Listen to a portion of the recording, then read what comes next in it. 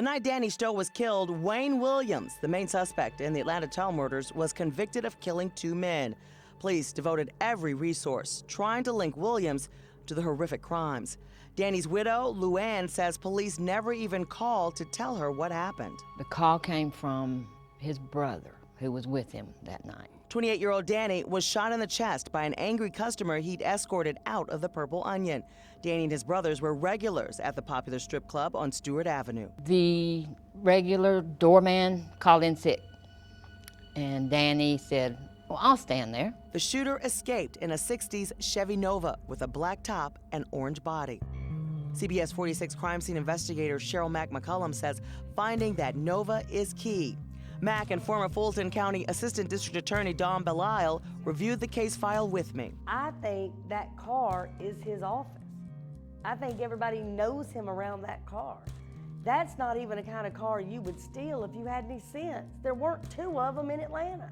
And that's a flashy, that car is a flashy car. Nearly 40 years later, Danny's killer remains at large, and all the evidence from his case misplaced or lost. I think the city of Atlanta was sloppy. In 1982, witnesses told police Danny's killer argued with the bartender over running a tab, which was against the club's policy.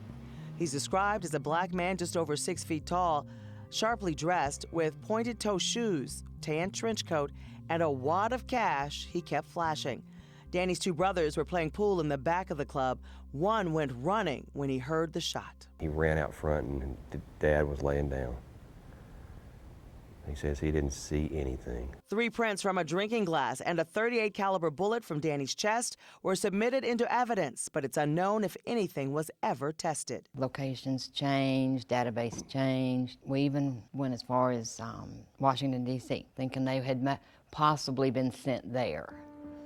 They couldn't find them. Luann and her son Tommy have spent the last 20 years, thousands of hours and thousands of dollars searching for the killer. We also reached out to forensic criminologist Dr. Laura Petler for help. We're gonna light that laser up to show where the shooter was. Using her kaleidoscope system, Petler reconstructed the crime scene to create a profile of the killer. They are the biggest, baddest, most masculine guy in the bar.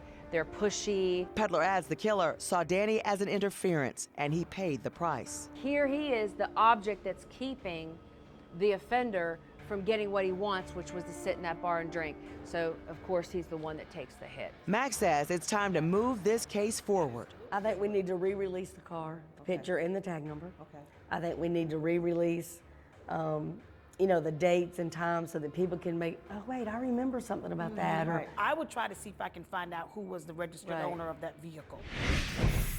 CBS 46 crime scene investigator Cheryl Mack McCullum and I have examined the family's files, and tonight's story is just the tip of the iceberg. They've revealed to us they believe they know who the killer is. We're following that trail next. For CSI Atlanta, I'm Karen Greer.